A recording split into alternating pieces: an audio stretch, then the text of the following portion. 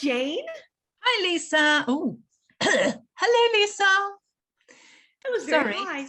Don't know what happened there. My voice went all high. It's the excitement. It's the excitement of another Foodie Friends podcast. Hello. Yeah. Welcome back, everybody.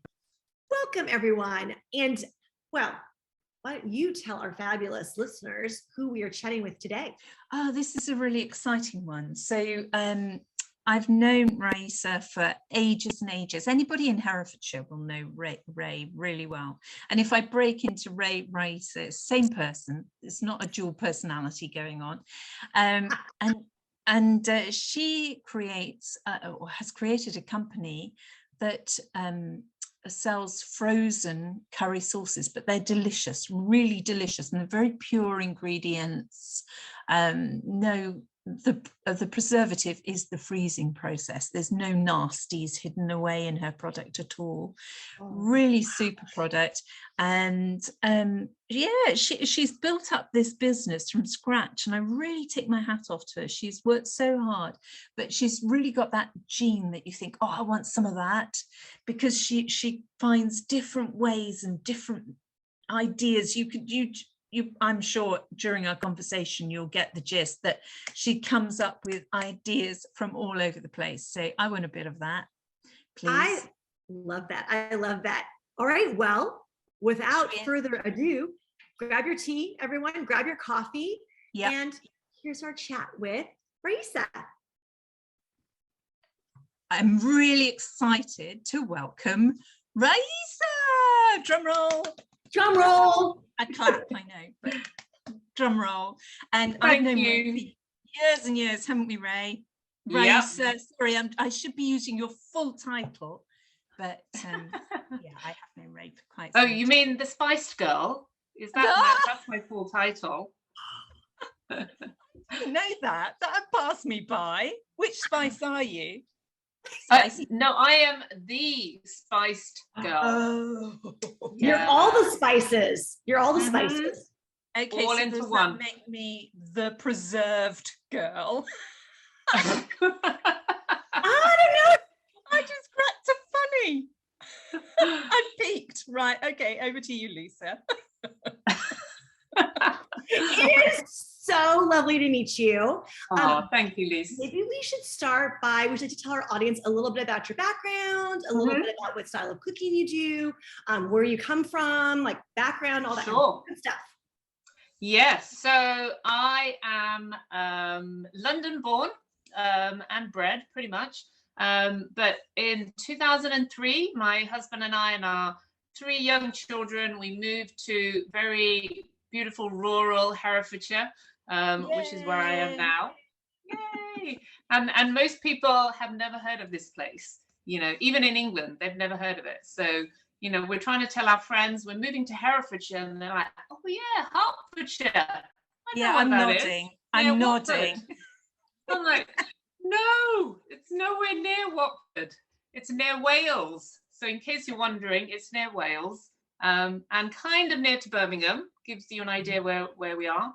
But the whole idea was I was a police officer, serving police officer, working, fighting crime, doing my bit for Queen and Country. And my husband was running his coach business, doing transport. And we were trying to juggle everything, like work, family. And it was getting to the point where something had to give. And what we didn't want to give was our family. So we kind of came to the decision that we would make a change, leave the bright lights of London, and move to Herefordshire. And that's how the story began. And it was a bit of a big step, really. And especially since we didn't know anyone. Huge step, because it's really rural here, Lisa. I mean, you couldn't get more different to London if you tried. Wow, that is a big change. Big change. Yeah. Life change. In America, yeah, definitely. In America, 3-4 hour drive is nothing. But in England, it's pretty big. Yeah. You plan it for a month. That's true. Especially on the West Coast, you can drive 3 to 4 hours in California and you're still in California. Yeah. Yeah. Mhm. Yeah. Whereas you'd be in Scotland here. Oh yeah, yeah, definitely. Or even gone beyond Scotland, Yeah. depending on where you Iceland. started from. Iceland. I was about to say that as well. We nearly Yeah. did a Pinky Promise job then. Sorry. Yeah, Well, that's right. fine. So, I love that. so that's how we sorry. started. That's how we ended up in Herefordshire, and I was sort of having a little bit of a time to sort of reflect on what I wanted to do. I could have joined the police here in this county, but to be honest, I didn't want to go back into that rat race of then working shifts, and also in a new place, we had no one to look after the children, so it would have been quite quite a challenging thing. So I just thought, what can I do? So I started up a business from home, as you do, because you've got nothing else to do. So I started making curtains. And Know that? funny, yes, funny story. Did you know that, Jane? No, not at all. There you go. So I love when that. I was, yeah, I decided to learn a skill when I was in the police. I did some evening classes. So when I was pregnant with my third daughter, my youngest, I thought, well, why don't I do something? Because eventually I'm going to leave the police. I may have some skills. And actually, we'd moved house, so I needed some windows like furnished and curtains made. So I thought I'll learn how to make curtains. And I loved it so much that my tutor, she said, you know what, you should carry on and maybe get qualification. So I did. And I just, and I remember when I was in labor with my youngest, I was in my sewing class. And, I thought it was Braxton Hicks. I'm like, oh, it's third baby, it's fine. Yes. And then let me just finish this pleat tuck. Yeah, exactly. Just let me finish this. And then every 2 or 3 minutes, I'm getting another contraction. And then the poor teacher, she was like, no, I think you better call your husband now, and I'm like, yeah, okay. So then eventually we ended up in hospital, and there you go. But yeah, so I started a sewing business because I thought it would work really well. Just, kids are young, drop them to school. I can work, in the evenings, during the day. And I kind of, enjoyed doing that. But after a while, it just got so boring and so lonely. Yeah. Because, it's like after you've made 10 windows, 10 curtains, exactly the same, with like meters and meters of fabric, it's like, oh, I'm kind of tired. I'm quite creative, but then there's a limit to my, boredom threshold. So, and I quite like being around people. So I thought, you know what, this is not really me. Maybe I should be doing something else. So I started to have some friends over, invite them over for lunch, and we would, cook together, and I'd teach them how to make Indian food.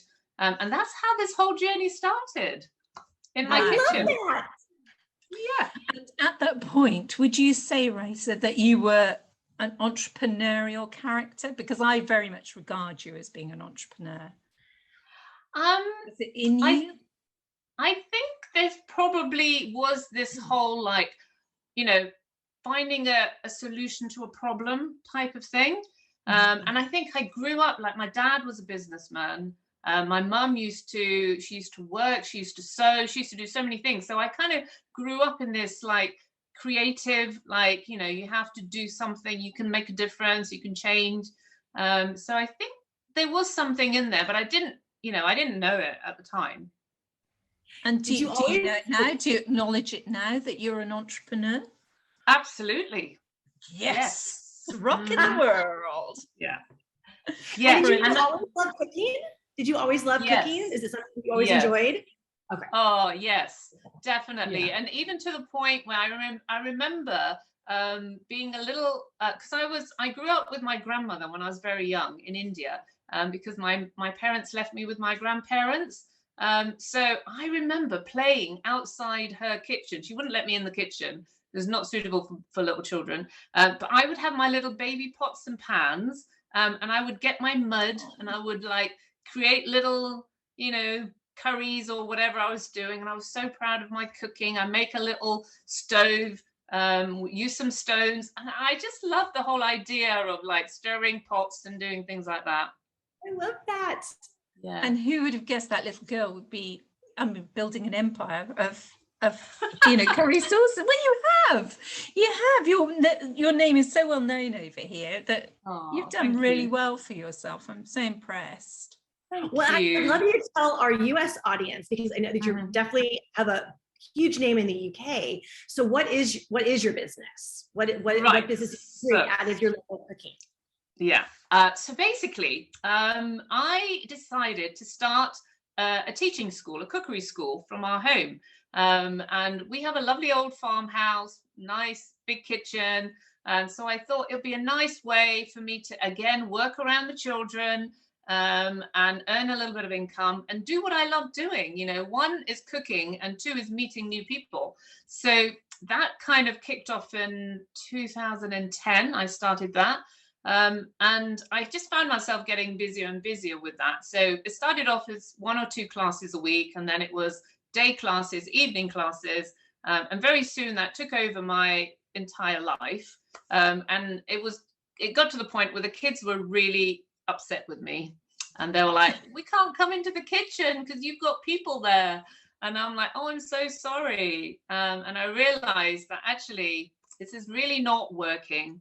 As much as I loved teaching, I had to sort of scale that down. And I thought, well, what is it what do people really need? Because I can only teach a handful of people at one time. But what is it people are really looking for?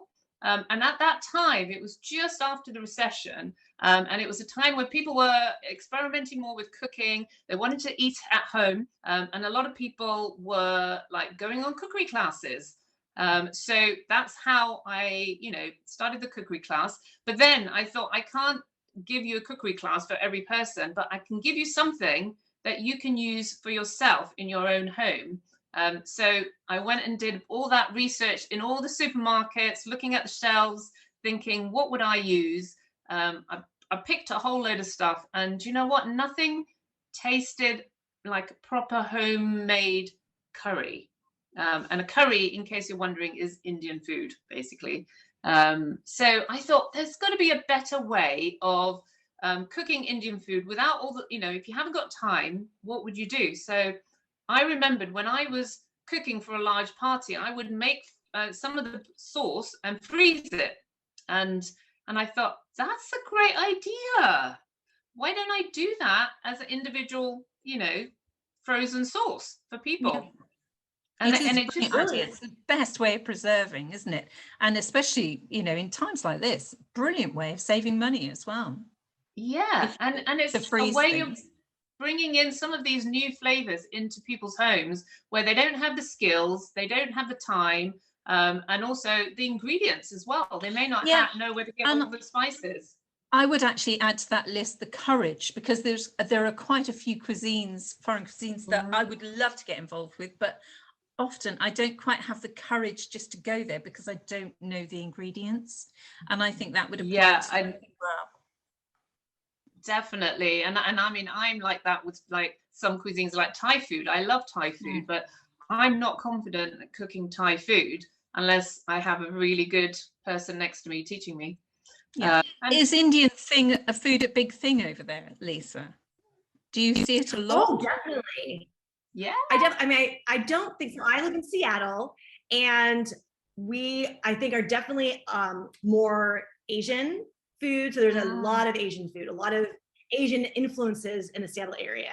I grew up in LA, and there are definitely a lot more Indian restaurants, a lot more Indian grocery stores. I honestly I love shopping at my local Asian grocery stores.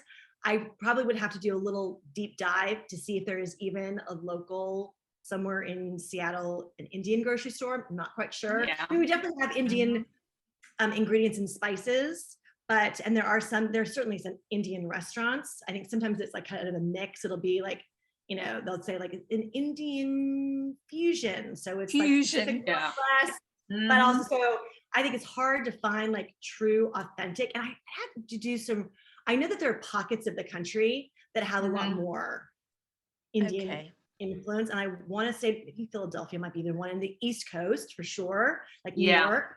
I mean, New York's got every Yeah, cuisine. New York's got everything, isn't it, going for it? And I think what stops people here is not knowing a lot about Indian cuisine. I think sourcing the ingredients can be really challenging. And then if you can't find an ingredient, okay, well, what would be a good substitution? Okay, well, I don't know, so I'm just not going to cook the dish. And also feeling like it's time consuming, like it takes a lot of time to really develop the flavors. I don't have that time. So, you know, maybe I'll just try a different recipe instead. So I think that probably is what stops people. Yeah, definitely. And to a certain extent, the same in the UK, but we love our Indian food, don't we, Jane? Yes. We are. Yeah, we do. Curry mad. Yeah. London has even rubbish curry mad, actually. There's a lot of rubbish on the shelves, but a really good curry is just delicious. And all the bits, I love all the bits as well. I mean, all of the. This is how I first came across chutneys. The chutneys. The mango chutney. The first time I came across Ray was you'd gone into Penkham School. I don't know if you remember this, to teach the children how to make samosas. My son George was at Penkham School making the samosas with you. Oh, that is so lovely. I had no idea. There you are. Oh, it's a small world. Cutest. But I'm going to come back to New York because we mentioned New York a second ago. Yeah. And I mean, this was something we'd been plotting, hadn't we, Ray? That because obviously, you know, I do a range of spices as well, and I had hoped, or seasonings they are really, and I had hoped to start investigating the potential of export to America. Yeah. And Ray goes, and me, I'm on that one. And of course, being the entrepreneur that she is, the next thing I know, she's in New York. Yeah, so it was really an exploratory trip just to see what the market is like, what Americans are really feeling about Indian food, what products are out there, and what gaps there are in the market, and whether my product would be a good fit. So I'm really positive, going out really positive, and taking, doing a little bit of research on some of the brands out there. And I booked up basically every session. So I'm like, I'm going to learn. I'm going to get as much as I can, get my money's worth. And it was literally go, go, go, go, go, go, go from day one. And one of the nicest things is on the first day, I met a lovely lady called Tracy, and we've literally become best friends. Just instantly. Yeah. So I feel the same way, with you, Lisa, we're just going to be best friends. That's great. I think so. Absolutely. And that's special. That doesn't happen. No, it doesn't. Just and you randomly. Cherish it. Yeah. It's a wonderful gift that comes your way. And that happens. But she's very, very smart. What does Tracy do? Yeah, she's incredibly smart lady. She's had her own brand. She's built her own brand. She's done really well, but she's now at the moment working with another brand.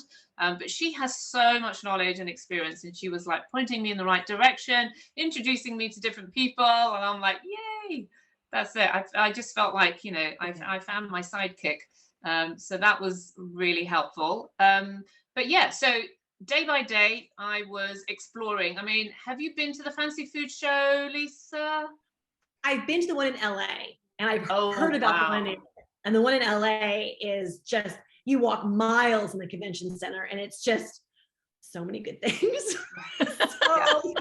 I mean, oh God. So I can only imagine. Was it at the Jacob Javits Center? Yes. Is that where they have it? Yeah. Yeah. It was massive. And you don't have to take any food with you because you get fed, so much to sample. And any of the shows we've done in the UK, this is double, triple the size. It's just incredible. But the people were so friendly, and I just kept getting a very, very positive response from stall holders, from just random people I just chat with. And they were like, yeah, we don't really have that many Indian products. We love it. We'd love to try, some more authentic Indian foods, but there's not a very good like, representation in the Yeah. market. So yeah, so I'm Is like most thinking, of what's over there imported, or is it made within America? Good question. I think that there are some very cool new brands that have come up in the last couple of years, and I've been following them. And they are mainly sort of in the frozen and jarred. So they're ready meals or good quality jarred sauces. And they are produced in the US, but there are also some products that are made outside and are, imported in. Okay. So it's a bit of a mix. And there are a lot of there are a lot of Indian stands as well, where they were looking at being distributors to bring in like authentic Indian products in as well, like the rice and the ingredients and things like that. So so that's good as well. But your ideal, presumably, because it's a frozen product, would be to find somebody over in America that would produce it for you. Yes, that was my ideal. Oh, has it changed? Yes, it has changed. So you're getting this hot off the press, guys. Hot off I love that. Press. So basically, had this wonderful experience, and I was feeling very positive, but also there was this but, because a lot of people were, and especially some of the really like experienced business brands, they were saying, it's a brilliant idea and it could work, but you're going to have a lot of challenges, and the frozen market is probably one of the toughest markets to get into. Distribution costs are so high, blah, blah, blah. And I'm like, no, don't want to hear. No, go away, don't want to hear. And I can be quite stubborn at times. But then I had a chat with one of the experts. We do like a speed networking thing. And he was very, very sweet, very calm. And he just said to me, look, this is just a brilliant idea and I would be your customer. But you're going to find it difficult in the US being frozen. Okay. And I'm like, okay. And at almost the end of the conversation, and I'm like, okay. And he was like, can you do something different? And I'm like, well, no, not really. That's just what I am. That's what I do.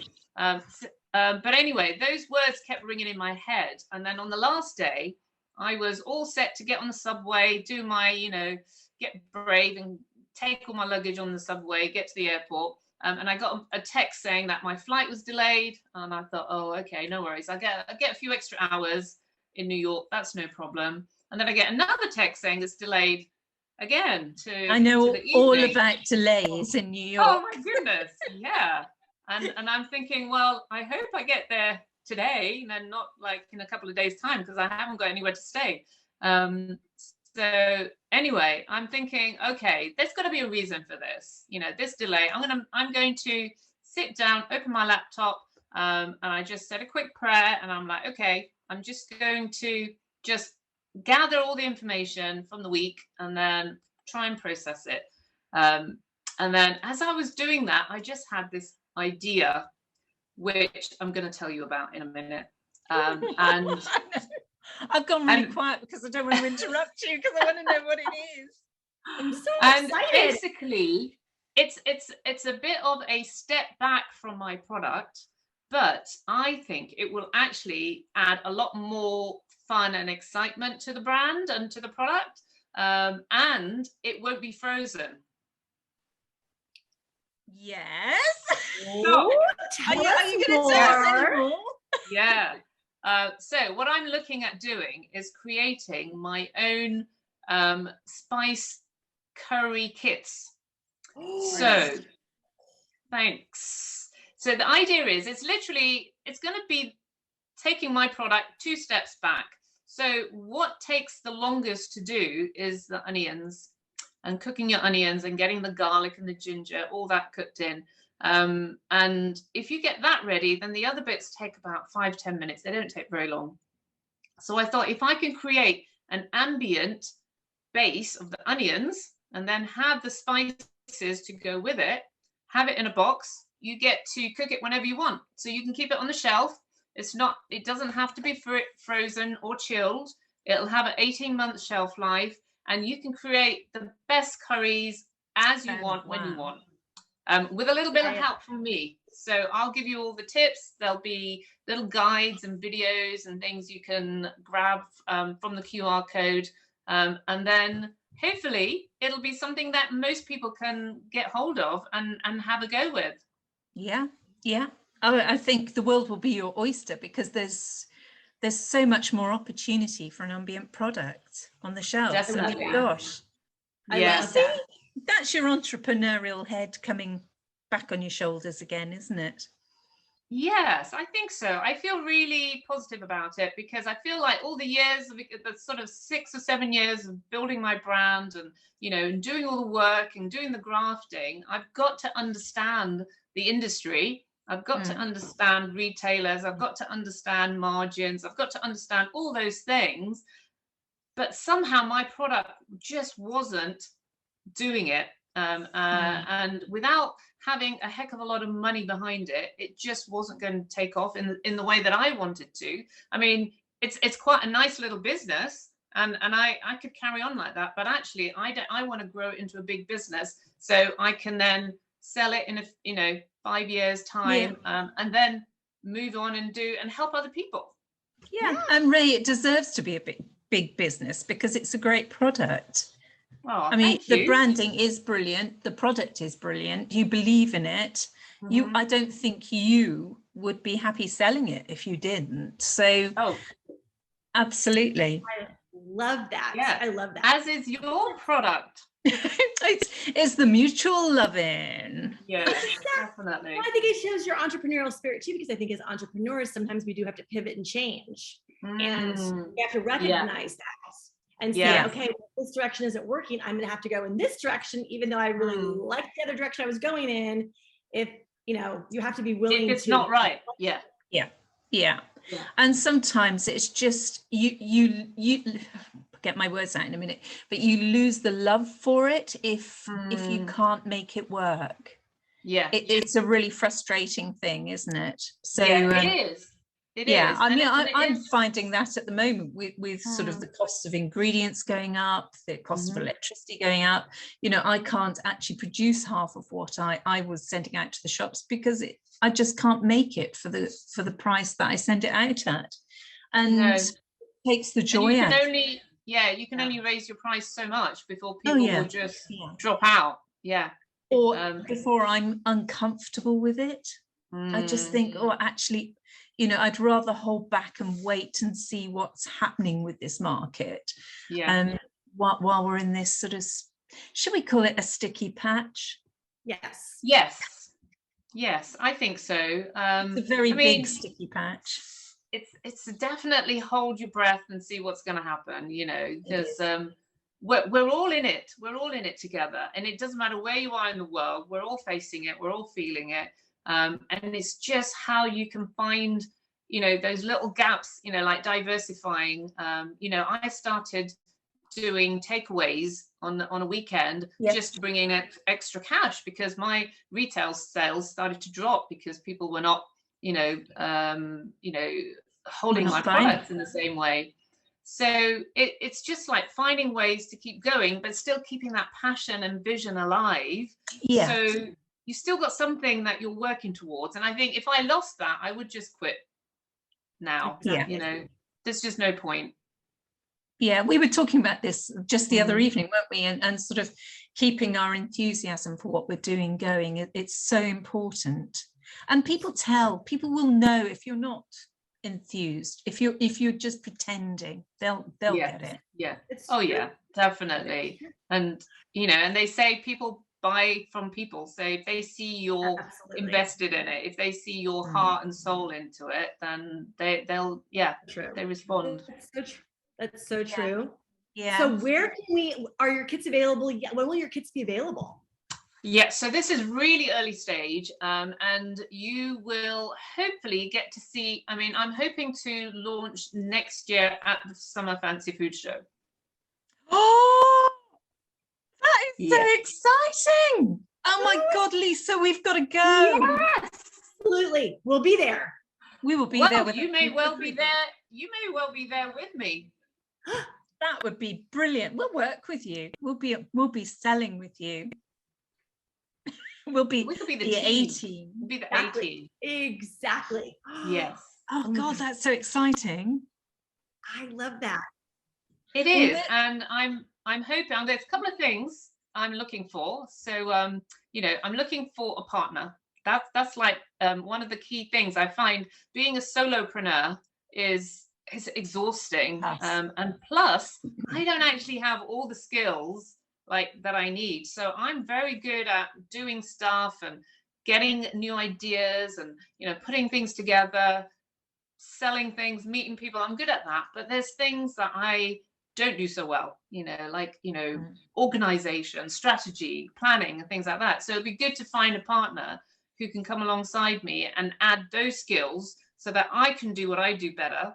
And then also an investor. So I'm looking for an investor who's going to come and look at the opportunity and say, you know, I want to get involved, I want to be part of it.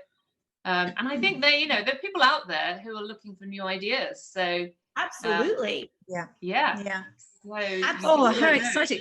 Your partner, would you like them to be in America or UK based? I was thinking about that, and actually it doesn't matter, but I think I would like someone in the US, simply because I think this product can really, really grow big in the US. Absolutely. Yeah, and I think it would give more of an incentive for a US based company to say, look, let's be, you know, one of the first to bring in this brand. I was just wondering, like, while we're talking about Indian food, like, what's your favorite curry? Do you have any suggestions for like the regular home cook to kind of get over their, you know, if they're feeling intimidated, if they're feeling, you know, like they can't do it, like they're lacking the confidence to cook an Indian dish? Like, what's your favorite dish? What's a really good dish to start? What's a good spice that someone can add to their kitchen? Mm-hmm. That's a really good question. I mean, for me, my favorite dish is a biryani, but it's also one of the most difficult dishes to make, so I wouldn't start there. But if you wanted to start playing around with spices, there's one thing that I do, is I make a spicy omelette. It sounds a bit strange. You've had some, right? I've had one. You cooked one for me the other week when I visited. Yeah. Na, Lisa. I want a spicy omelet. So what goes into your spicy omelet? Right, so it's really easy. So you basically, you whip up your eggs, like 2 or 3 eggs per person. Just give it a gentle whisk, and then you add to that very few spices. So you'll dice a little bit of onion, probably about, I don't know, 1/4 of a small onion. Add that to your beaten eggs, and then you'll add about 1/4 teaspoon of turmeric, which is quite common. You can get it everywhere. Very, very good for you. And then, depending on how hot you want it, you can add 1/4 to 1/2 teaspoon of chili powder or cayenne pepper. And if you really like a little bit of heat, you can chop in some fresh green chilies. So these are the hot ones. These are the bird's eye chilies. Or I think serrano peppers you have in America. They're quite hot. Yep, we have those. Just chop a little bit, you know, probably about 1/2 teaspoon. Add that to your omelette mixture. And then if you've got some cilantro, chop up a little bit of cilantro.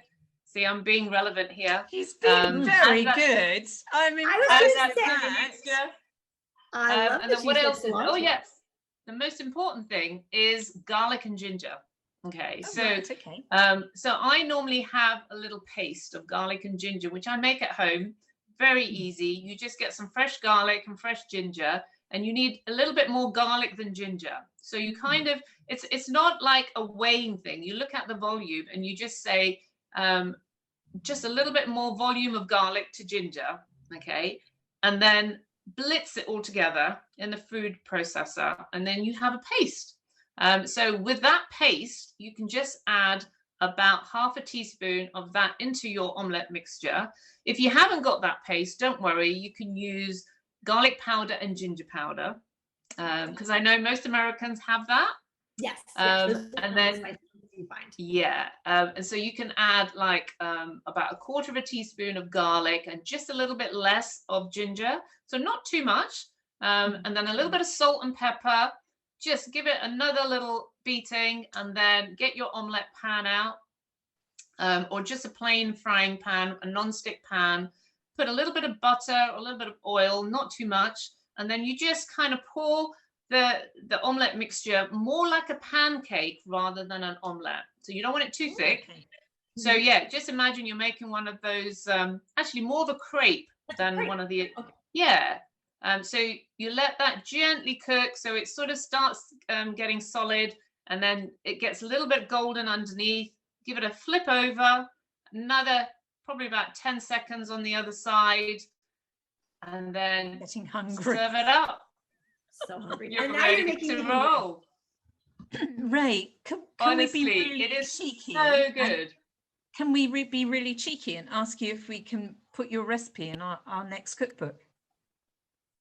Of course you can. Absolutely. I would be honoured. We won't steal it. We will give it, give you the acknowledgement. But I think that would be I lovely. teach everybody. I teach people who come to my home. So honestly, it's not a secret. And I would love more people to be able to enjoy it, because one, it tastes great, and two, it's so quick and easy. And it just introduces you to some really lovely, simple spice flavors. Yeah. And like we were saying, it gives you that confidence. Mhm. Yeah. I think that's the main thing. I think with anyone trying something new, a new cuisine, a new recipe, is building their confidence and getting them over the hump of, oh, I can't, it's too complicated, to, okay, then Yes.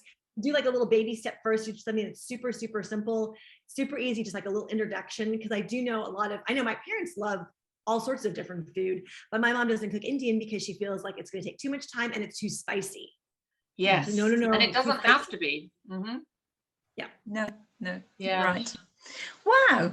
Oh, that was a result. So wonderful. Wasn't expecting that. There you go. You got a cookery lesson in there. Throw it in. As well. And your frozen sauces obviously are still available. Can people buy them online, if obviously UK based? Yes. Yeah. In the Brilliant. UK, they're available on our website, and we do special offers, free delivery at over £50 if you want to stock up the freezer. Pop them in the freezer. They're just so handy, and we're all leading busier lives, and we all need to eat good food, so kind of win-win. Oh, yeah, and brilliant for teenage children just to raid the freezer and actually have something healthy to eat at the end of the day. It's great. Yeah, definitely. Okay, we'll put the link on. Yeah, we'll put the link and all the information of where everyone can find you. And do you have a social media? Where can people find you? Yes, so I'm on Instagram, Facebook, and it's Spiced by Rayessa. Spiced by Rayessa. Yeah. Fantastic. Yeah. Oh, that's been wonderful. Thank you so much for joining us today. Oh, it's been so much fun. I had no idea what to expect. I just thought, you know what, Jane invited me, Lisa's invited me, it's going to be fun. It's always fun with us. We don't take life too seriously, do we, Lisa? Life's too short. But you got to enjoy it. Mm-hmm. Ray, prepare yourself, because we will be there for your launch next year. Yeah. I expect it now. We'll be the cheerleaders. We'll plan. We'll choreograph a dance to do in front of we'll stand. We'll have the caps and the t-shirts and the hoodies. We'll be all matching. Oh, great. Cool. We're on it. We'll be there. Your biggest fans. Love it. Perfect. Thank you so much. Well, thank you for joining us. We're thrilled that you could come along, and we're thrilled with where your business is heading. I mean, it's so exciting. We can't wait to see where it goes. Can't wait for those kits. Oh, thank you. I'm going to do my best. And we'll look forward to hanging out together for real. Yeah, wouldn't that be exciting? Brilliant. It's a deal. Well, that was really, she is so sweet. That was so much fun. What did I say? I didn't know anything about her new entrepreneurial idea.